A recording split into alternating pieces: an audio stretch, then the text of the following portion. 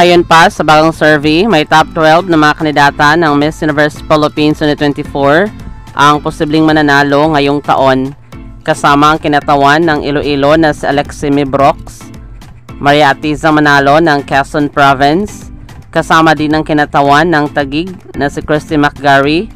Dili nagpapahuli sina Victoria Velasquez Vincent ng Bacoor, Cavite, Stacy Gabriel ng Cainta Rizal, kasama din si Lorin Ohemba ng Quezon City.